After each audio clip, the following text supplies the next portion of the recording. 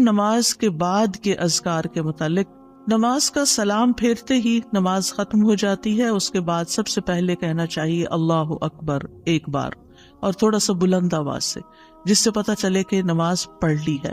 اللہ اکبر.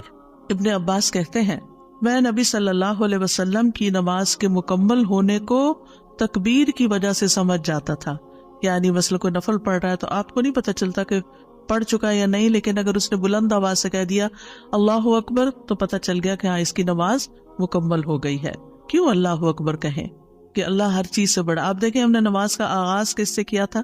اللہ اکبر سے کیا تھا، اور نماز میں کئی بار ہم نے اللہ اکبر کہا، اور اب نماز کے اختتام پر بھی اللہ اکبر، رمضان کے اختتام پر بھی اللہ اکبر، یعنی اللہ کی تکبیر بیان کرنا. اللہ سبحانہ وتعالیٰ قرآن مجید میں فرماتے اتل ما اوحی الیک من الکتاب واقم الصلاۃ ان الصلاۃ تنہی عن الفحشاء والمنکر ولذکر اللہ اکبر واللہ یعلم ما تصنعون. کتاب میں سے جو آپ کی طرف وحی کیا گیا ہے اس کی تلاوت کیجیے اور نماز قائم کیجیے. بے شک نماز بے حیائی اور برائی سے روکتی ہے، اور یقیناً اللہ کا ذکر تو سب سے بڑی چیز ہے، اور اللہ کو معلوم ہے جو کچھ تم کرتے ہو. تو اللہ کا ذکر سب سے بڑی چیز، اور اس ذکر میں اللہ کو سب سے بڑا قرار دینا سب سے بڑی چیز. اور نبی صلی اللہ علیہ وسلم اور پھر صحابہ کا طریقہ بھی یہی تھا کہ آپ فرض نمازوں کے بعد ذکر کرتے اور آوازیں بلند کرتے. یعنی نماز کے بعد کا ذکر جو ہے اس میں آواز اونچی ہوتی ہے. ابن عباس اس بات سے معلوم کر لیتے کہ لوگوں نے سلام پھیر لیا ہے کیونکہ وہ ان کے ذکر کی آواز سنتے تھے. یعنی مطلب یہ ہے کہ نماز کے بعد اللہ اکبر بھی اونچی آواز میں، استغفر اللہ استغفر اللہ استغفر اللہ یہ بھی ذرا اونچی آواز میں. یعنی ایک ہوتا ہے سری ذکر، یعنی دل ہی دل میں پکارنا، اور ایک ہوتا ہے جاہری، جس میں یہ ذکر جو نماز کے بعد ہوتا ہے اس کو تھوڑا اونچی آواز میں کرنا چاہیے. اور جس طرح وتر ختم ہونے کے بعد سبحان الملک القدوس سبحان الملک القدوس سبحان الملک القدوس ذرا اونچی آواز میں کہنا چاہیے. تو نبی صلی اللہ علیہ وسلم اس ذکر کو ہمیشہ اونچی آواز میں کرتے تھے. ٹھیک ہے، یعنی آپ کی اقتداء، آپ کی پیروی ہر معاملے میں یہ عبادت کے درجات کو بڑھا دیتی ہے. اور اس میں ہم یہ بھی دیکھتے ہیں کہ صحابہ کرام جو تھے وہ نبی صلی اللہ علیہ وسلم کی صرف سنت کو نہیں، سیرت کو بھی آگے بیان کرتے تھے کہ آپ نے کوئی کام کیا اور کس طریقے سے کیا. مثلا ذکر کیا اور کس طرح کیا، بلند آواز سے کیا یا آہستہ آواز سے کیا، بیٹھ کر کیا یا کھڑے ہو کر کیا. اور پھر آپ دیکھیے کہ نماز کے بعد اذکار جو ہیں وہ زیادہ پسندیدہ ہیں، یعنی دعاؤں کی نسبت زیادہ اذکار. ٹھیک ہے، اور پھر اسی طرح آپ دیکھیے کہ دوسرا ذکر جو آپ کریں گے وہ ہے استغفر اللہ 3 بار، استغفر اللہ استغفر اللہ. صوبان کہتے ہیں رسول اللہ صلی اللہ علیہ وسلم جب اپنی نماز سے فارغ ہوتے تھے تو 3 مرتبہ استغفار فرماتے تھے، 3 بار استغفار کرتے. ولید کہتے ہیں میں نے اوزائی سے پوچھا آپ استغفار کس طرح فرمایا کرتے تھے؟ تو انہوں نے کہا آپ فرماتے تھے استغفر اللہ استغفر اللہ. اب نماز پڑھ لی ہے، استغفر اللہ کیوں؟ اس لیے کہ ہم تو نماز کا حق بھی ادا نہیں کرتے. ہمارا دھیان کہاں سے کہاں چلا جاتا ہے، ہم کئی دفعہ بھول جاتے ہیں، ہمیں سجدہ سہو کرنا تک یاد نہیں رہتا، ہمیں کچھ پتہ نہیں ہوتا ہم نے کون سی سورت پڑھی، کیا تلاوت کی. ہو سکتا ہے تلاوت میں کوئی غلطی کر دیں، ہو سکتا ہے کہ تسبیح کی جگہ کچھ اور پڑھ دیں بھول چوک کے. تو ہم نماز کے اندر بھی بہت کچھ غلط کرتے رہتے ہیں جانے انجانے. اور خاص طور پر جن لوگوں نے اپنی نماز کے پروننسیشن کی اصلاح نہیں کی وہ تو کچھ سے کچھ پڑھتے رہتے ہیں بعض اوقات. یعنی پروننسیشن صحیح نہ ہونا جو ہے وہ الفاظ کے مطلب کو ہی بدل دیتا ہے. اس لیے پہلی پرائرٹی میں کوئی ایسا ٹیچر ڈھونڈیے کہ جو آپ کی نماز سن کے اس کا پروننسیشن آپ کو ٹھیک کر دے. بہرحال نماز کے بعد استغفر اللہ استغفر اللہ.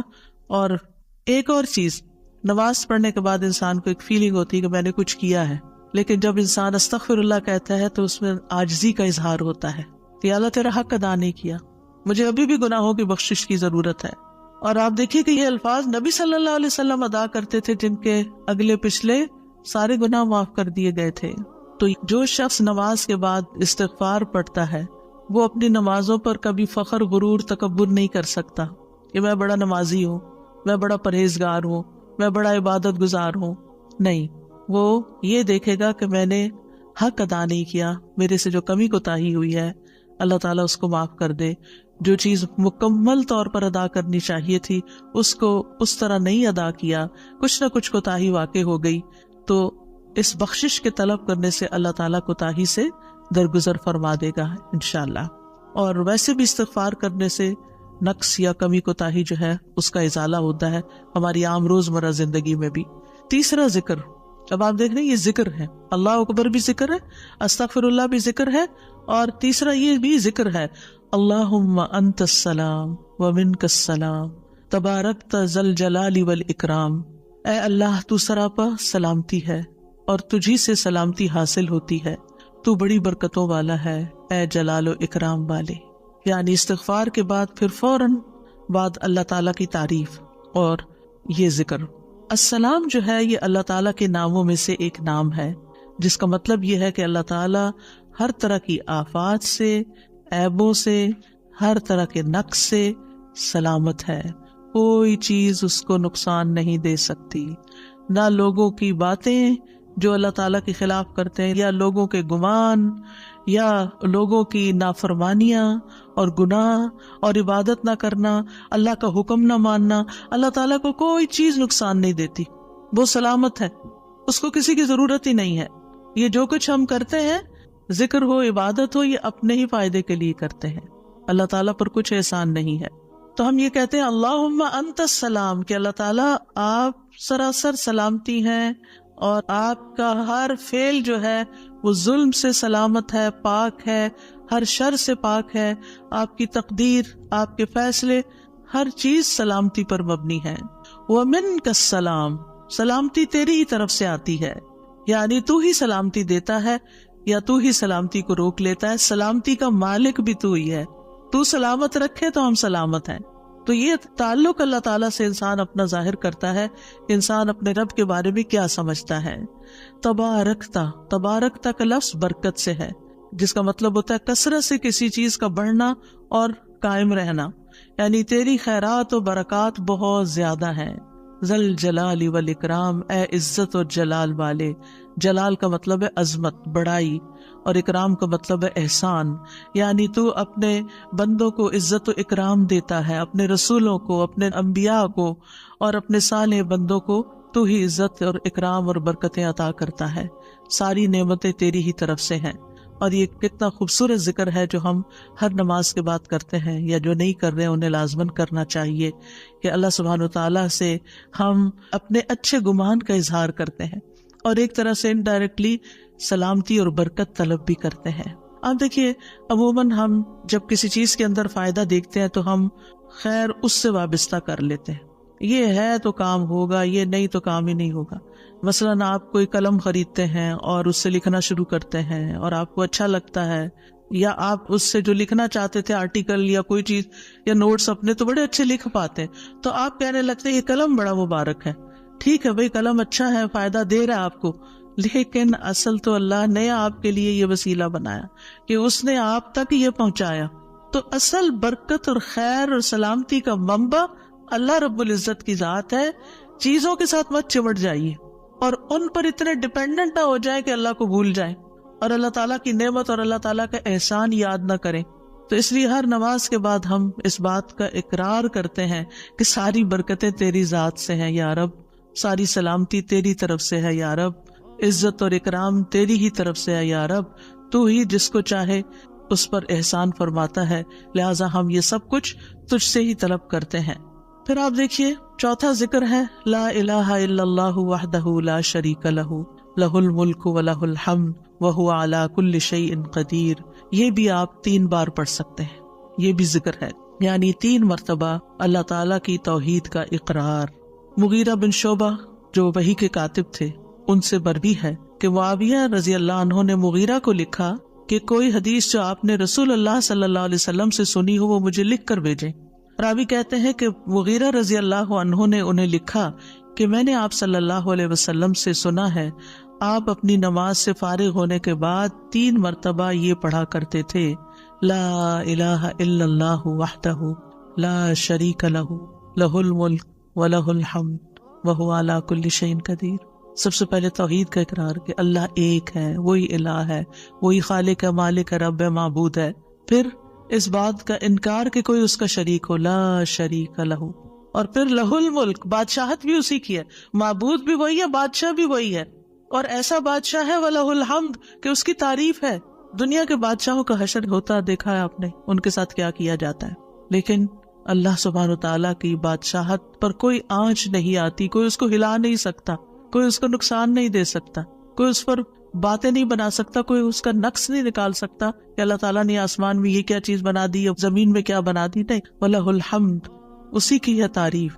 یعنی ایسا بادشاہ کہ جو قابل تعریف ہے، اور ایسا بادشاہ کہ وَهُوَ عَلَى كُلِّ شَيْءٍ قَدِيرٌ. دنیا کے بادشاہ انتہائی بے بس لاچار ہوتے ہیں، ان کے ہاتھ میں کچھ نہیں ہوتا، وہ انسانوں کے محتاج ہوتے ہیں، انسانوں کی خدمت کے، انسانوں کی مدد کے، انسانوں کے مال کے محتاج ہوتے ہیں. یہ بادشاہت کیا بادشاہت ہے جس کی ساری ڈیپینڈنسی لوگوں کے اوپر ہے. تو اصل بادشاہت تو اللہ کی ہے کہ جو ہر چیز پر پوری قدرت رکھتا ہے. تو آپ اس احساس کے ساتھ اگر اللہ تعالیٰ کا یہ ذکر کرتے ہیں تو آپ کا دل ایک سکون سے بھر جائے گا، ایک خوشی سے بھر جائے گا کہ میں ایسی ہستی کو جانتی ہوں، ایسی ذات کو جانتی ہوں کہ جو اتنی خوبیوں کی مالک ہے. کیونکہ یہ انسان کی فطرت میں ہے، انسان کی نفسیات میں ہے کہ وہ کسی چیز کی تعریف کر کے خوش ہوتا ہے. اور عام طور پر ہم صرف سامنے نظر آنے والی چیزوں کی تعریف کر کر کے خوش ہوتے رہتے ہیں، اور تھوڑے دن کے بعد وہ بھی خراب ہو جاتی، وہ تعریف بھی ساتھ ہی چلی جاتی ہے. انسان ہے تو مر جاتے ہیں، ان کے اعمال ہے تو ختم ہو جاتے ہیں، اور کبھی وہ اچھے ہوتے ہیں اور پلٹ بھی جاتے ہیں. وہ کہاں گئی تعریفیں؟ جوان ہے تو بڑھاپے میں ساری تعریفیں چلی گئی، مالدار تھے تو غریب ہوئے تو ساری تعریفیں چلی گئیں. اسی طرح علم ہے اور جنون لاحق ہو گیا تو ساری تعریفیں چلی گئیں، سب کچھ الٹ گیا. اور دنیا کے یہ سارے نظارے آپ نے دیکھے ہوں گے کہ جب ہر نعمت لوگوں پر الٹ جاتی. اسی لیے ہم دعا کرتے ہیں نا کہ اللہ وانی اعوذ بک من زوال نعمتک، کہ اللہ نعمتوں کے زوال سے بچانا. یہ انتہائی تکلیف دہ چیز ہے، لیکن یہ ایک دنیا کا قانون ہے، یہ سب کچھ ہوتا ہے اور ہماری آنکھیں دیکھتی ہے. لیکن اللہ سبحانہ و تعالی ان سب چیزوں سے پاک ہے، اس کو کوئی زوال نہیں اور اس کا کوئی کچھ بگاڑ نہیں سکتا، اور وہ ہر چیز پر پوری طرح قادر ہے، جو چاہے کر سکتا ہے، اور تعریف اسی کے لیے ہے. پانچواں ذکر، لا الہ الا اللہ وحدہ لا شریک لہ لہ الملک ولہ الحمد وہو علی کل شیء قدیر. اللہم لا مانع لما اعطیت ولا معطی لما منعت ولا ينفع ذا الجد منک الجد. اللہ کے سوا کوئی الہ نہیں، وہ اکیلا ہے، اس کا کوئی شریک نہیں، بادشاہت اسی کی ہے اور تمام تعریف اسی کے لیے ہے، اور وہ ہر چیز پر پوری طرح قدرت رکھنے والا ہے. اے اللہ، جو کچھ تو نے دیا ہے اسے کوئی روکنے والا نہیں، اور جو کچھ تو نے روک دیا اسے کوئی دینے والا نہیں، اور کسی مالدار کو تیری بارگاہ میں اس کا مال نفع نہیں پہنچا سکتا. ابتدا میں تو وہی اللہ کی توحید بیان ہوئی، اس کی بادشاہت اور اس کی حمد کا ذکر ہے اور اس کی قدرت کا ذکر ہے، اور اس کے بعد کہ جو اللہ نے دیا، جو وہ دینا چاہتا ہے اسے کوئی روک نہیں سکتا. یہاں بھی آپ دیکھیں، مانگ کچھ نہیں رہی، یہ ذکر ہے، یہ دعا نہیں، یہ کیا ہے؟ ذکر ہے. اور جو کچھ تو نے روک دیا کوئی دے ہی نہیں سکتا، اور سارے ہی مالدار فقیر ہیں، اور خاص طور پر تیرے سامنے فقیر ہیں. یا ایھا الناس انتم الفقراء الی اللہ واللہ هو الغنی الحمید. اے لوگو، تم سب اللہ کے فقیر ہو، اللہ کے محتاج ہو، اور اللہ ہی غنی، مالدار اور وہی قابل تعریف ہے. واللہ هو الغنی الحمید. ٹھیک ہے. نبی صلی اللہ علیہ وسلم جب سلام پھیرتے تھے تو یہ دعا پڑھا کرتے تھے یا یہ ذکر کیا کرتے تھے. اور اس میں آپ دیکھیے کہ یہ جو عقیدہ ہے نا کہ اللہ روکے تو کوئی دے نہیں سکتا، یہ انسان کو بڑا اطمینان دے دیتا ہے. اگر کوئی چیز، کوئی خیر آپ کی طرف آنے سے رکی ہوئی ہے تو وہ اللہ ہی نے روکی ہوئی ہے، آپ پر رحمت کی وجہ سے. بدگمان نہ ہو، اس سے کسی وجہ سے رکی ہوئی ہے.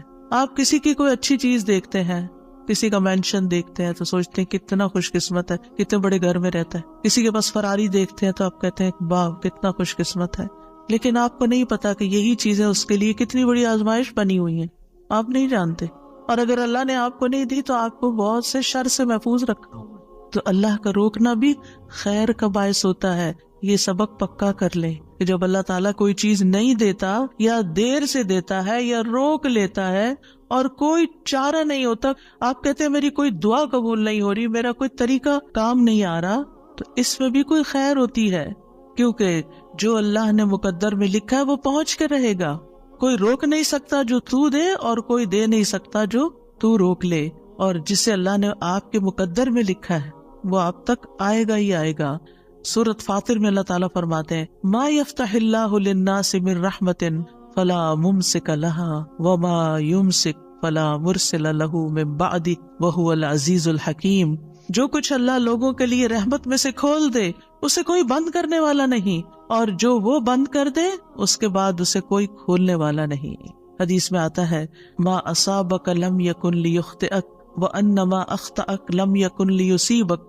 جو کچھ تمہیں پہنچا وہ تم سے خطا ہونے والا نہیں تھا، اور جو نہیں ملا وہ ہرگز ملنے والا نہیں تھا. قرآن مجید میں سورۃ الرعد میں اللہ تعالیٰ فرماتے ہیں وَإِذَا أَرَادَ اللَّهُ بِقَوْمٍ سُوءًا فَلَا مَرَدَّ لَهُ. جب اللہ کسی قوم کے ساتھ برائی کا ارادہ کر لیتا ہے تو اس کو کوئی پھیرنے والا نہیں، کوئی سپر پاور اس ملک کی مدد نہیں کر سکتی اگر اللہ نے اس کے لیے جنگ کا فتنہ یا کسی اور طرح کی کوئی آزمائش لکھی ہے. یہ اللہ کے فیصلے ہوتے ہیں. یا اللہ نے کسی قوم کو تباہ کرنے کا فیصلہ کر لیا ہو تو کوئی اس کو روک نہیں سکتا. لہٰذا ہمیں اللہ پر ہی بھروسہ کرنا چاہیے اور ہر حال میں ایسی پریشان کن باتوں پر اللہ تعالیٰ ہی کی طرف رجوع کر لینا چاہیے. یاد رکھیے اگر کوئی چیز نہیں ملی تو اللہ تعالیٰ کو الزام مت دیں، اللہ تعالیٰ سے ناراض نہیں ہو، اللہ تعالیٰ سے بدظن نہیں ہو. یہ روکنا اس کی رحمت ہے. انسان اگر ان دو جملوں پر ایمان لے آئے تو پھر اس کا مکمل بھروسہ اللہ کی ذات پر ہو جائے گا. وہ رزق کے بارے میں اللہ پر ہی توکل کرے گا، نقصان کو دور کرنے اور بھلائی کو پانے کے لیے اللہ پر ہی بھروسہ کرے گا. وہ اللہ کو اپنے لیے کافی سمجھے گا. یعنی جہاں کہیں دل چھوٹا ہوا، جہاں کہیں کوئی پریشانی آئی، کہتے ہیں حسبی اللہ و نعم الوکیل. اللہ کار ساز یعنی کام بنانے والا اللہ ہی میرے لیے کافی ہے. وہ میرا کام بنائے گا، وہ میری مشکل آسان کرے گا. تو یہ توحید ربوبیت اور الوہیت پر مشتمل جملے ہیں. ابن تیمیہ کہتے ہیں یہ حدیث دو عظیم اصولوں پر مشتمل ہے. نمبر 1 توحید ربوبیت، اور وہ ہے جسے اللہ دینا چاہے اسے کوئی روک نہیں سکتا، اور جسے وہ روک دے اسے کوئی نہیں دے سکتا. بس بندہ اللہ ہی پر توکل کرتا ہے اور اسی سے مانگتا رہتا ہے، کیونکہ دینا جو اس نے ہے تو پھر کسی اور سے کیوں مانگے گا، کسی اور سے توقع لگا کے کیوں بیٹھ جائے گا، کسی اور کے در پہ کیوں جائے گا. اس کو پتا ہے صرف اللہ ہی نے کرنا ہے جو کرنا ہے. اس سے عقیدہ توحید پکا ہوتا چلا جاتا ہے کہ صرف اللہ ہی نے کرنا ہے. اور توحید الوہیت ولا ينفع ذا الجد منک الجد. عام طور پر انسان یہ سمجھتا ہے میرے پاس مال ہے مجھے کوئی مشکل نہیں. یعنی جب کوئی کام سامنے آتا ہے نا تو فوراً دیکھتا ہے کتنا ہے بینک میں، کتنا کیش رکھا ہے، کیا ہے میرے پاس، کتنی پراپرٹی ہے. یعنی فوراً انسان کا دماغ گھوم کے اس طرف چلا جاتا ہے نا بہت ہے، انف ہے، کام ہو جائے گا. اللہ چاہے گا تو ہوگا. صرف آپ کے مال سے کچھ نہیں ہوتا. آپ سارا لگا دیں بزنس میں پورا لاس ہو سکتا ہے. پھر بتائیے آپ کے مال نے آپ کو کیا فائدہ دیا؟ کچھ نہیں ہو سکتا جب تک اللہ نہ چاہے. مال بھی جب فائدہ دیتا ہے جب اللہ چاہتا ہے، اولاد بھی جب فائدے کی ہوتی ہے جب اللہ چاہتا ہے. کسی انسان سے فائدہ صرف اس وقت پہنچتا ہے جب اللہ چاہتا ہے. آپ نے دیکھا ہوگا کتنے ہی اچھے سے اچھے لوگ ہوتے ہیں ہر وقت کام آنے والے. ایک وقت ایسا آتا ہے وہ ایسے بےچارے مجبور ہوتے ہیں کہ ان کو نہ کرنی پڑتی ہے کہ بھائی سوری یہ نہیں کر سکتے، کیونکہ سب کچھ ان کے اختیار میں نہیں ہے، سب کچھ ان کے بس میں نہیں ہے. اسی طرح انسان کے پاس بعض اوقات کوئی عہدہ ہوتا ہے، انفلوئنس ہوتا ہے، وہ سمجھتا ہے یہ عہدہ ہے میرے پاس میں سب کچھ کر سکتا. نہیں کر سکتے. آپ نے دیکھا ہوگا دنیا کے بڑے بڑے ملکوں کے جو حکمران ہوتے ہیں کتنے بے بس ہوتے ہیں، کچھ بھی نہیں ہوتا ان کے ہاتھ میں، اپنی تقدیر نہیں بنا سکتے، اپنا فائدہ نہیں کر سکتے. اور پھر آپ دیکھیے کہ اللہ سبحانہ و تعالیٰ دنیا اسے بھی دیتا ہے جس سے وہ محبت کرتا ہے، اور اسے بھی دیتا ہے جس سے وہ محبت نہیں کرتا. لیکن یاد رکھیے ایمان اس کو دیتا ہے، دین کی سمجھ اس کو دیتا ہے جس سے وہ محبت کرتا ہے. وَمَن يُرِدِ اللَّهُ بِهِ خَيْرًا يُفَقِّهْهُ فِي الدِّينِ. دنیا تو سب کے پاس، مومن مسلم کافر سب کے پاس ہو سکتی ہے. دنیا کے بڑے بڑے فائدے ہر ایک کو مل سکتے ہیں، لیکن دین اس کو ملتا ہے جس سے اللہ محبت کرتا ہے. لہٰذا انسان کو اللہ ہی کی طرف رغبت کرنی چاہیے، اور کبھی بھی اپنے مال پہ، اپنے جاہ پہ، اپنے ریسورسز پہ، اپنی قوتوں پر، اپنے علم پر کبھی بھروسہ نہیں کرنا چاہیے کہ یہ میرے لیے کچھ بنائیں گے اور ان کی وجہ سے میں آگے بڑھ جاؤں گا اور ان کی وجہ سے میرا بہت فائدہ ہوگا. کہ اللہ فائدہ لائے گا نا، ان میں سے کوئی ایک چیز بھی آپ کے پاس نہیں ہوگی تو آپ کا کام بن جائے گا. اور اگر فائدہ نہیں دینا نا اللہ نے ان ساری چیزوں کے ہوتے ہوئے، کئی دفعہ لوگ کہتے ہیں ہر چیز ہے میرے پاس لیکن پھر بھی میرا یہ مسئلہ حل نہیں ہوتا، معلوم نہیں کیوں رکاوٹ آ گئی، اور پھر وہ غلط سوچنا شروع کر دیتے ہیں، فلاں کی بندش ہے، فلاں کی نظر ہے، فلاں نے یہ کر دیا۔ نہیں، نفع اور نقصان دونوں اللہ کے ہاتھ میں، نہ کسی کی نظر آپ کو نقصان دے سکتی ہے، نہ کسی کا جادو آپ کو نقصان دے سکتا ہے، نہ کسی کا حسد آپ کو نقصان دے سکتا ہے اگر اللہ نہ چاہے۔ لہٰذا اسی سے دعا کرتے رہیں، اور جو پروٹیکشن کی دعائیں اس نے سکھائی ہیں وہ پڑھتے رہیں، اور باقی بھروسہ اللہ کی ذات پر کریں۔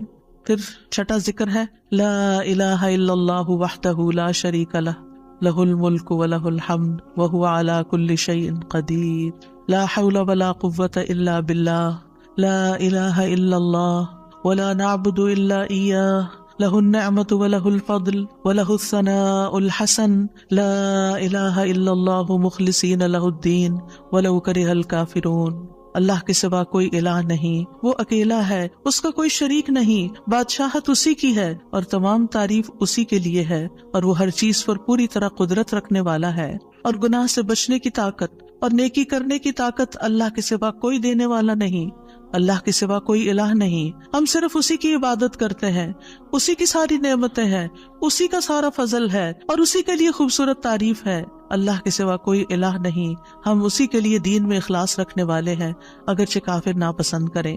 ابن زبیر سلام پھیر کر ہر نماز کے بعد یہ کہتے، اور راوی کہتے ہیں کہ انہوں نے کہا کہ رسول اللہ صلی اللہ علیہ وسلم ہر نماز کے بعد ان کلمات کے ساتھ تحلیل کیا کرتے تھے، یعنی اللہ تعالیٰ کی حمد و ثنا بیان کرتے تھے۔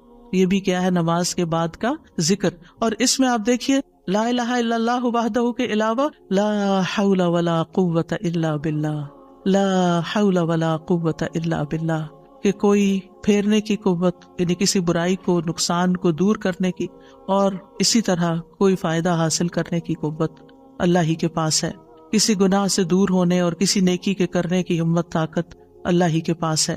تو یہ لا حول ولا قوة الا باللہ بہت فائدہ دیتا ہے، اور اس کی کثرت کرنے کو کہا گیا ہے۔ اور لا الہ الا اللہ ولا نعبد الا ایاہ، ہم صرف اسی کی عبادت کرتے ہیں۔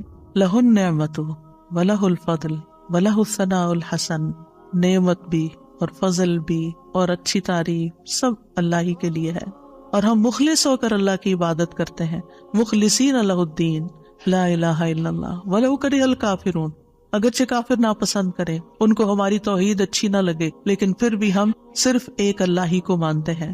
ساتویں چیز ہے تسبیحات، سبحان اللہ 33 بار، الحمدللہ 33 بار، اور اللہ اکبر 33 بار، اور 34ویں بار لا الہ الا اللہ وحدہ لا شریک لہ لہ الملک ولہ الحمد وہو علی کل شیء قدیر۔ ہر نماز کے بعد ان تسبیحات کو پڑھنے کی فضیلت کیا ہے؟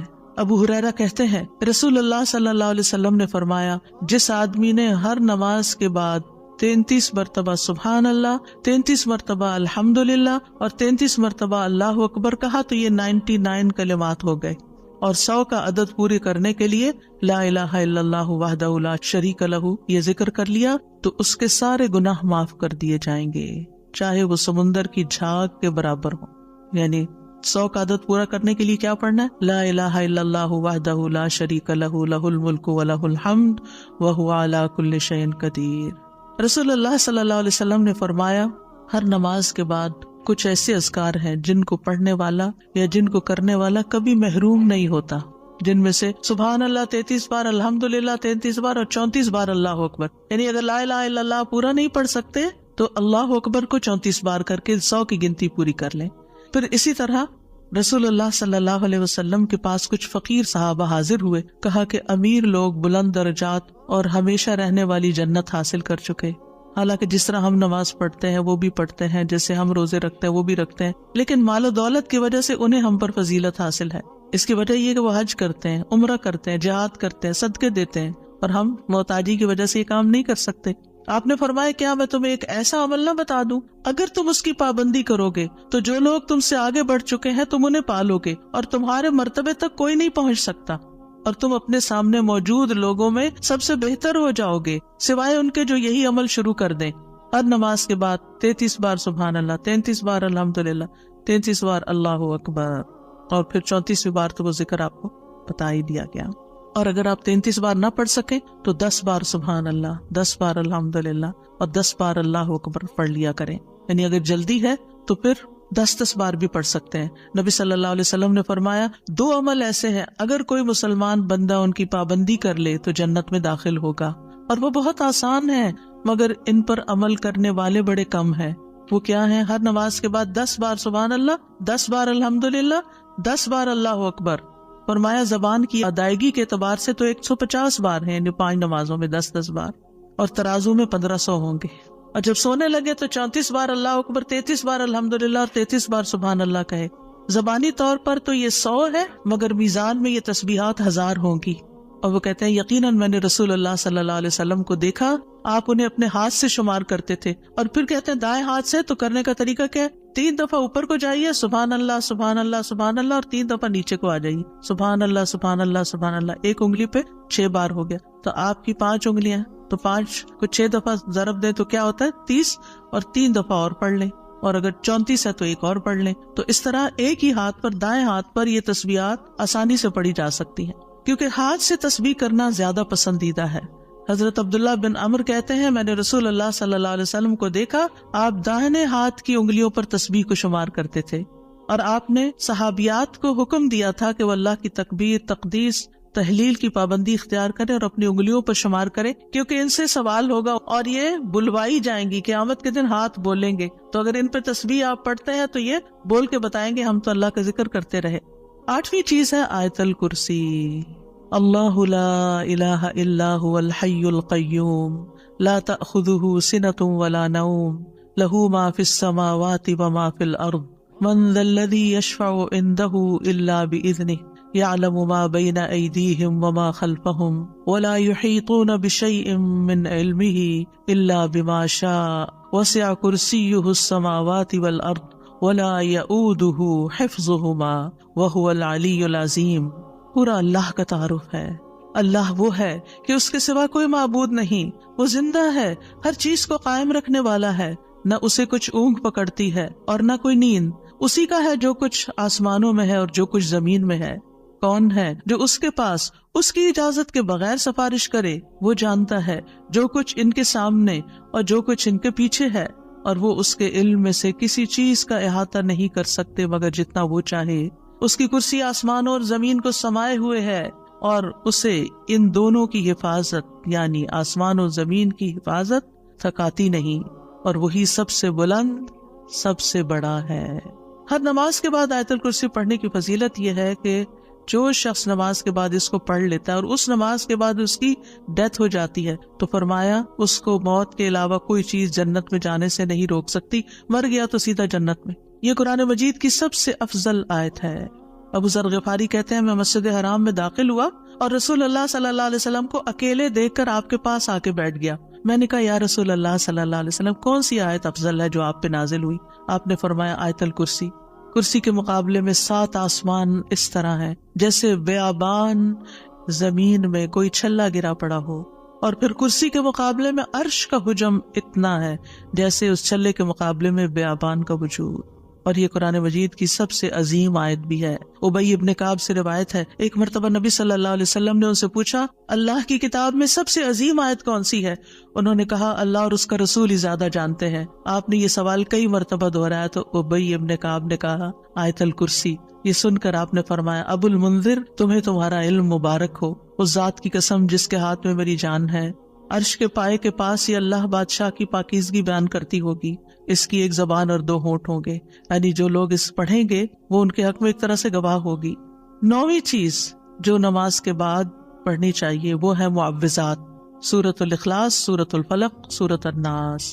پہلی سورت میں اللہ تعالیٰ کی توحید بیان ہوئی ہے. دوسری سورت میں انسان کو پناہ مانگنے کے لیے کہا گیا ہے. کہہ دیجئے میں مخلوق کے رب کے پناہ پکڑتا ہوں اس چیز کے شر سے جو اس نے پیدا کی، اور اندھیری رات کے شر سے جب وہ چھا جائے، اور گرہوں میں پھونکنے والیوں کے شر سے، اور حسد کرنے والے کے شر سے جب وہ حسد کرے. انہی چیزوں کا خوف رہتا ہے نا. کوئی جادو کر دے گا، کوئی حسد کر لے گا. ہر نماز کے بعد پڑھیں گے کس وقت وہ کرے گا؟ اس کو تو آپ موقع ہی نہیں دے رہے کہ وہ جادو کرے یا آپ سے حسد کرے. ہر 2 نمازوں کے بیچ میں جو کوئی ایسا فتنہ فساد آیا اس کا ازالہ ہوتا چلا جائے گا. عقبہ بن عامر کہتے ہیں کہ رسول اللہ صلی اللہ علیہ وسلم نے مجھے حکم دیا تھا کہ میں ہر نماز کے بعد معوذات پڑھا کروں، یعنی یہ 3 صورتیں پڑھا کروں. 10ویں چیز ہے ربی اعنی علی ذکرک و شکرک و حسن عبادتک، اللہ کے ذکر، اس کے شکر اور اچھی عبادت پر اللہ کی مدد مانگنا۔ معاذ بن جبل کہتے ہیں کہ رسول اللہ صلی اللہ علیہ وسلم نے میرا ہاتھ پکڑا اور فرمایا، اے معاذ، اللہ کی قسم میں تم سے محبت کرتا ہوں۔ کتنے خوش قسمت تھے معاذ رضی اللہ عنہ۔ میں نے عرض کیا، یا رسول اللہ صلی اللہ علیہ وسلم، میں بھی آپ سے محبت کرتا ہوں۔ تو رسول اللہ صلی اللہ علیہ وسلم نے فرمایا، تم پابندی سے ہر نماز میں یہ دعا مانگا کرو، رب اعنی علی ذکرک و شکرک و حسن عبادتک۔ معاذ رضی اللہ عنہ جو ہیں 33 سال کی عمر میں امواس کے تعاون میں شہید ہو گئے تھے۔ He was only 33 years old۔ ان کا مقام کیا تھا؟ آپ کی بشارت کے مطابق وہ جنت میں علماء کے قائد ہوں گے، یعنی علماء امت کے جو عالم ہیں ان کو جنت کی طرف لیڈ کر رہے ہوں گے۔ کس وجہ سے؟ آپ صلی اللہ علیہ وسلم نے ان سے محبت کا اظہار کیا، علم کی وجہ سے۔ علم کے حریص تھے اور نیکی کے کاموں میں آگے آگے، اور اتنی چھوٹی عمر میں عین جوانی کے وقت فوت بھی ہو گئے، اور کتنا بڑا درجہ اور مقام پا گئے۔ ہمیں آج تک یہ سمجھ نہیں آتی کہ کون سے کام ایسے کریں کہ جس سے اللہ کی محبت ملے، جس سے اللہ کا قرب نصیب ہو، اور جس سے ہمیں رسول اللہ صلی اللہ علیہ وسلم کی محبت اور آپ کی شفاعت نصیب ہو۔ تو یہ ایک دعا ہے ان دعاؤں میں سے جو آپ نے خاص طور پر حضرت معاذ کا ہاتھ پکڑ کے، قسم کھا کے، محبت کا اظہار کر کے آپ کو یہ دعا سکھائی۔ چند لفظ ہیں، کیا ہمارے لیے یہ پڑھنا بھی مشکل ہے؟ پھر ہم اپنے لیے اس دنیا سے کیا کما رہے ہیں؟ اگر ہمیں اتنی بھی توفیق نہیں کہ نماز کے بعد ٹک کے یہ 4 کلمے پڑھ لیں، تو پھر ہماری نمازیں کیا ہیں؟ ہم نے کیا مانگا اللہ سے؟ ہم تو دنیا کی اور آخرت کی خیر سے محروم ہو گئے۔ اور یہ دعا آپ دیکھیے، اللہم سے بھی شروع ہوتی ہے اور ربی سے بھی شروع ہوتی ہے۔ دونوں کا ایک ہی تقریباً مطلب ہے، ایک میں الوہیت ہے اور ایک میں ربوبیت ہے۔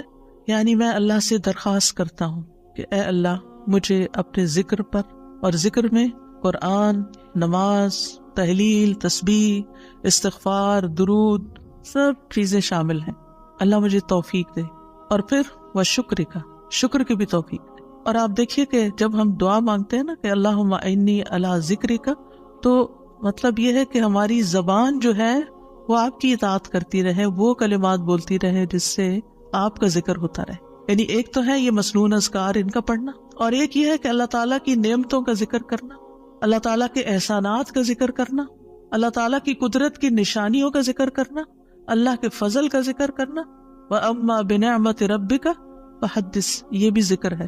آپ اپنے بچوں کے ساتھ بات کر رہے ہیں اور اللہ تعالیٰ کے بارے میں کوئی بات کر رہے ہیں، دین کے بارے میں کوئی بات کر رہے ہیں، تو یہ بھی ذکر میں شمار ہو۔ تو اللہ مجھے توفیق دے، اللہ میری مدد کر، کیونکہ ہمارے پاس وقت بھی ہوتا ہے، ہمارے پاس صلاحیت بھی ہوتی ہے، لیکن ہم توجہ نہیں کرتے، ہم کرتے نہیں ہے کام، کیونکہ توفیق نہیں ہوئی نا۔ تو ہر نماز کے بعد، چونکہ فرض کے بعد دعا قبول ہوتی ہے، تو یہ دعا مانگنے کو کہا گیا۔ اور بعض کہتے ہیں اس کو سلام پھیرنے سے پہلے بھی پڑھ سکتے ہیں، جیسے رب اجعلنی پڑھتے ہیں، یا اور کل جو میں نے آپ کو دعائیں بتائی تھی آخر میں نماز کے اختتام پر سلام سے پہلے، وہ سب مسنون اذکار تھے، لیکن علماء نے اس کے علاوہ جیسے رب اجعلنی مقیم الصلاۃ، یہ نبی صلی اللہ علیہ وسلم نے نہیں سکھائی ہمیں کہ نماز کے بعد ضروری یہی پڑھی جائے، لیکن علماء نے کہا کہ جیسے اللہ کی حمد و ثنا ہوتی ہے تشہد میں، پھر اس کے بعد درود شریف ہے، اور پھر اس میں والدین اور اولاد دونوں کے لیے دعا ہے تو یہ پڑھ لیں۔ اس کے علاوہ جو چاہے قرآنی اور مسنون دعا یہاں بیٹھ کے پڑھیں، کیونکہ نماز کے اندر دعا مانگنا نماز کے بعد کی دعا سے افضل ہے، قبولیت کے زیادہ چانسز ہیں، جس سے اکثر لوگ غافل ہیں۔ سلام پھیرنے سے پہلے اللہم انی اسألک الجنۃ واعوذ بک من النار 3 دفعہ یہ پڑھ لیں، جو آپ کا دل چاہے پڑھیں، بس اردو میں نہیں، عربی میں یاد کریں کچھ دعائیں، قرآنی دعائیں، مسنون دعائیں اس وقت پڑھتے رہیں۔ تو پھر دوسرا ہے وہ شکر کا۔ شکر کہاں سے ادا ہوتا ہے؟ زبان سے بھی ہوتا ہے، لیکن اس کا اصل مقام دل ہے، وہ دل سے اٹھتا ہے۔ ذکر کی بات کر کے ہم نے کہا کہ اللہ ہماری زبان کو اپنی اطاعت کی توفیق دے، اور شکر کی بات کر کے ہم نے کہا کہ اللہ ہمارے دل کو اپنے ذکر کی توفیق دے، اپنی یاد کی توفیق دے، اور شکر ادا کرنے کی توفیق دے۔ یعنی میں ساری ظاہری اور باطنی نعمتوں پر اللہ کا شکر ادا کرنے کی توفیق مانگتا ہوں، یہ مطلب ہے اس دعا کا۔ زبان کا شکر کیا ہے کہ بندہ اللہ کی نعمتوں کا ذکر کرتا ہے، اور اعضاء سے شکر کیا ہے کہ بندہ اللہ کی اطاعت کے کام کرتا ہے، کیونکہ اللہ تعالیٰ نے آل داؤد کو کیا کہا تھا؟ اعملوا آل داؤد شکرا وقلیل من عبادی الشکور، اے داؤد کے گھر والو، شکر ادا کرنے کے لیے عمل کرو، اور میرے بندوں میں کم ہی شکر گزار ہیں۔ اللہ کا شکوہ ہے بندوں سے، کم ہی شکر گزار۔ کیوں؟ اس لیے کہ شیطان نے کہا تھا وَلَا تَجِدُ أَكْثَرَهُمْ شَاكِرِينَ، کہ انسانوں کی اکثریت کو آپ شکر کرنے والا نہیں پائیں گے، اور وَلَقَدْ صَدَّقَ إِبْلِيسُ ظَنَّهُ، ابلیس نے اپنا گمان سچ پایا کہ بندوں کو شکر سے ہٹا دیا۔ تو شکر کی توفیق مل جائے تو پھر شکر ادا کیا جائے، اور یہ شکر کا سلسلہ تو کہیں ختم ہوتا ہی نہیں، کیونکہ اتنی نعمتیں ہیں کہ ہم گن ہی نہیں سکتے۔ ابن رجب کہتے ہیں کہ دین میں یا دنیا میں اللہ کی ہر نعمت جو بندے کو حاصل ہوتی ہے اس میں نعمت کا شکر ادا کرنے کی ضرورت ہوتی ہے، پھر جو شکر کی توفیق ملتی ہے اس پر بھی شکر ادا کرنے کی ضرورت ہے، یعنی شکر پر بھی شکر، یہ ایک اور نعمت ہے، اس میں دوبارہ شکر ادا کرنے کی ضرورت ہے، پھر دوبارہ شکر کیا تو ایک اور نعمت مل گئی، اب کیا ہے ایک اور دفعہ شکر کریں، اور یہ سلسلہ ہمیشہ جاری رہتا ہے، یعنی شکر کا سلسلہ کبھی ختم نہیں ہونا چاہیے، شکر کرتے ہی چلے جائیں۔ وحسن عبادتک، اور اپنی خوبصورت عبادت کی توفیق عطا فرما، اور خوبصورت عبادت اسی وقت ہو سکتی ہے جب اس میں اخلاص ہو اور نبی صلی اللہ علیہ وسلم کی اتباع ہو، اطاعت ہو۔ اطاعت اعضاء سے کی جاتی ہے، یعنی ہمارے اعضاء، ہاتھ پاؤں، ہمارا جسم یہ عبادت میں مشغول ہوتا ہے۔ بعض اوقات ہم ڈھیروں عبادت کر لیتے، ڈھیر سارے نفل پڑھ لیتے، بہت کچھ کر لیتے، لیکن اس کو کوئی کوالٹی نہیں ہوتی۔ یہاں یہ نہیں کہا گیا کہ کثیر عبادتک، یہاں کیا کہا گیا؟ حسن عبادتک، کہ اللہ خوبصورت عبادت کی توفیق دے۔ امام ابن تیمیہ کے بارے میں آتا ہے کہ جب وہ قید ہوئے تو اپنے سجدوں میں یہ دعا پڑھا کرتے تھے، اللہم اعنی علی ذکرک و شکرک و حسن عبادتک، کیونکہ اللہ کی توفیق کے بغیر ہم یہ کام نہیں کر سکتے۔ جس کی زندگی میں ذکر آ گیا، جس کی زندگی میں شکر آ گیا، اور جس کی زندگی میں خوبصورت عبادت آ گئی، وہ خوش قسمت ترین انسان ہے، اس کو سبھی کچھ مل گیا۔ اور جو ان چیزوں سے محروم ہے پھر ہر خیر سے محروم ہے، چاہے دنیا کی قارون جیسی دولت اس کے پاس کیوں نہ ہو، پوری دنیا اس کی فین ہو، اس کی تعریفیں کرے اور اس کی فدائی شدائی ہو، کوئی فائدہ نہیں ہے۔ ایک اور دعا ہے، رب قنی عذابک یوم تبعث عبادک، اے میرے رب مجھے اس دن کے عذاب سے بچانا جس دن تو اپنے بندوں کو اٹھائے گا۔ 3 بار یہ دعا، اے اللہ ہمیں اس دن کے عذاب سے بچانا جس دن تو اپنے بندوں کو اٹھائے گا۔ ایک دفعہ بھی پڑھی جا سکتی، 3 دفعہ کی شرط نہیں ہے۔ براء بن عازب کہتے ہیں جب ہم رسول اللہ صلی اللہ علیہ وسلم کے پیچھے نماز پڑھتے تھے تو ہم آپ کی دائیں طرف کھڑے ہونے کو پسند کرتے تھے تاکہ آپ ہماری طرف رخ کر کے متوجہ ہوں۔ براء کہتے ہیں میں نے آپ کو فرماتے ہوئے سنا، یعنی آپ پلٹ رہے تھے اور کہہ رہے تھے رب قنی عذابک یوم تبعث عبادک۔ یہ رات کو سوتے ہوئے بھی پڑھا کریں اور نمازوں کے بعد بھی کہ اللہ اس دن کے عذاب سے بچا لینا جس دن تو بندوں کو دوبارہ پیدا کرے گا۔ 13 اللہم اغفر لی ما قدمت وما اخرت وما اسررت وما اعلنت وما اسرفت وما انت اعلم به منی انت المقدم وانت المؤخر لا الہ الا انت۔ اے اللہ میرے وہ گناہ بخش دے جو میں پہلے کر چکا، جو میں نے بعد میں کیے، اور جو چھپے ہوئے کیے اور جو ظاہر میں کیے، اور جو میں حد سے بڑھا رہا اور وہ جن سے تو مجھ سے زیادہ باخبر ہے۔ تو ہی نیکی اور خیر میں آگے کرنے والا اور پیچھے کرنے والا ہے، تیرے سوا کوئی معبود نہیں۔ نبی صلی اللہ علیہ وسلم سلام پھیرنے کے بعد یہ دعا پڑھا کرتے تھے، یعنی اس دعا کے بارے میں ثابت ہے کہ سلام کے بعد پڑھا کرتے تھے۔ اللہم اغفر لی ما قدمت، بات یہ ہے کہ جو نیک لوگوں کی نیکیاں ہوتی ہیں وہ مقربین کے گناہ شمار ہوتے ہیں، یعنی ان کا سٹینڈرڈ اور ہائی ہوتا ہے نا، ان کی کوالٹی اور اچھی ہوتی ہے، تو اس لیے نبی صلی اللہ علیہ وسلم کے گناہ کوئی نہیں تھے کہ جس کے لیے آپ بخشش مانگتے تھے، ایک تو ہمیں سکھانے کے لیے، اور دوسرا یہ ہے کہ نیکیوں میں سے جو کم درجے کی نیکیاں ان پر بھی۔ وما اخرت، اور جو عبادت مجھ سے تاخیر ہوئی، کوتاہی ہوئی، جو میں نے لیٹ کی، جس کا حق ادا نہیں کیا۔ وما اسررت، جو میں نے چھپایا، جو میرے دل میں وسوسے اور خیالات آئے، بعض اوقات نماز کے اندر وسوسے آنا شروع ہو جاتے ہیں تو یا اللہ تو اس کو بھی معاف کر دے۔ وما اعلنت، اور جو میں نے ظاہراً کیے، یعنی وہ اقوال افعال جو سب کے سامنے، لوگوں کے سامنے کوئی بری مثال پیش کی، یعنی یہ نبی صلی اللہ علیہ وسلم کے نہیں، یہ ہمارے لیے ہے کہ ہم بعض اوقات ایسی بات کر جاتے ہیں، ایسا کام کر جاتے ہیں جو دوسروں کو پٹ آف کر دیتا ہے نیکی کے کاموں سے، یا ان کو دین سے ہٹا دیتا ہے، یا اور اسی طرح کی غلطیاں ہم کرتے ہیں۔ اور پھر آپ دیکھیے کہ نبی صلی اللہ علیہ وسلم کی ہمبلنس بھی اس سے پتہ چلتی ہے کہ کتنے آپ ہمبل تھے، کہ سارا کچھ کر کے، بہترین عبادت کر کے پھر بخشش بھی مانگ رہے ہیں۔ اور پھر آپ دیکھیے کہ وما اسرفت، ہر معاملے میں ہم حد سے پار ہو جاتے ہیں، خوشی میں، غم میں، بے صبری میں، ہر چیز میں۔ تو اس کی بھی دعا ہے یہ کہ اللہ جہاں بھی میں حد لمٹ کراس کر رہا ہوں، اللہ مجھے وہ کراس کی بھی لمٹ کے آگے جو غلط کام کیا ہے مجھ سے تو وہ بھی معاف کر دے۔ اور وما انت عالم بہ منی، اور جو تو مجھ سے زیادہ جانتا ہے، یعنی خاص کے بعد عام کا بھی ذکر ہے، یعنی میں نے تو مانگ لیا جو مجھے سمجھ آتی تھی، اب اس کے علاوہ بھی جو کچھ ہے اس کو بھی آپ معاف کر دیجیے۔ اور پھر انت المقدم و انت المؤخر. دوسرے روایت میں انت المقدم والمؤخر بھی آتا ہے. جس کو تو چاہتا ہے آگے بڑھا دیتا ہے نیکی میں، جس کو تو چاہتا ہے پیچھے کر دیتا ہے. یعنی یہ نہ سوچیے کہ آج میں اگر نیکیوں میں آگے ہوں تو ہمیشہ ایسے ہی رہوں گی. ہمیشہ ڈرتے رہا کریں، پیچھے بھی ہو سکتے ہیں. تو یا اللہ تو مجھے آگے ہی رکھنا، مراد یہ ہے. اور اگر نبی صلی اللہ علیہ وسلم کے بارے میں ہے تو آپ کی نبوت سب سے آخر میں تھی، وہ ایک پازیٹیو سینس میں ہے، انت المقدم و انت المؤخر. اور پھر اسی طرح یہ ہے کہ قیامت کے دن سب سے پہلے آپ اٹھائے جائیں گے، حالانکہ دنیا میں آپ کی نبوت سب سے آخر میں تھی. تو یہ اللہ تعالیٰ کا فیصلہ ہوتا ہے. جس چیز پر وہ چاہتا ہے اپنے بندوں کو اتارتا ہے، جس کو چاہتا ہے آگے بڑھاتا ہے، جس کو چاہتا ہے عزت دیتا ہے، جس کو چاہتا ہے ذلت دیتا ہے. اور بندوں کے ایک دوسرے پر درجات ہیں. نمبر 14 سبحانک اللہم و بحمدک استغفرک و اتوب الیک. یہ مجلس کے اختتام پر بھی اور نماز کی دعاؤں کے اختتام پر بھی. پاک ہے تو اے اللہ، تیری ہی حمد ہے، میں تجھ سے بخشش مانگتا ہوں، تیری ہی طرف میں رجوع کرتا ہوں. یہ اچھے عمل پر مہر لگانے والے کلمات ہیں.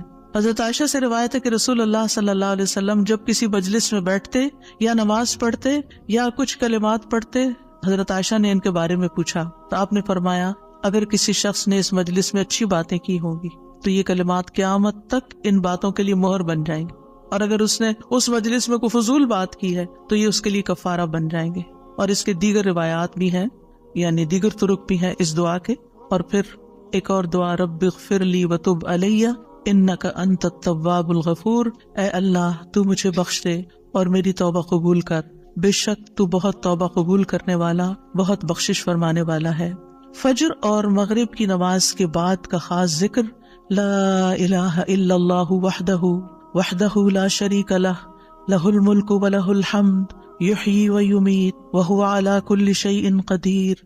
اللہ کے سوا کوئی الہ نہیں، وہ اکیلا ہے، اس کا کوئی شریک نہیں، بادشاہت اسی کی ہے، تمام تعریف اسی کے لیے ہے، اور وہ ہر چیز پر پوری قدرت رکھنے والا ہے. اور سلام کے بعد تشہد کی حالت میں اگر آپ بیٹھے بیٹھے یہ ذکر کرتے ہیں، یعنی مصلی سے اٹھنے سے پہلے یہ ذکر کرتے ہیں، تو نبی صلی اللہ علیہ وسلم نے فرمایا جس نے نماز مغرب اور صبح کی نماز کے بعد اتحیات میں اٹھنے سے پہلے اپنی ٹانگ کو دوہرا کیے ہوئے، یعنی جس پوزیشن میں آپ بیٹھے اسی پوزیشن میں بیٹھے بیٹھے 10 بار یہ ذکر کیا، اللہ تعالیٰ اس کے لیے 10 نیکیاں لکھ لیتا ہے، 10 گناہ اس سے دور کر دیتا ہے، 10 درجے اس کے بلند کر دیتا ہے.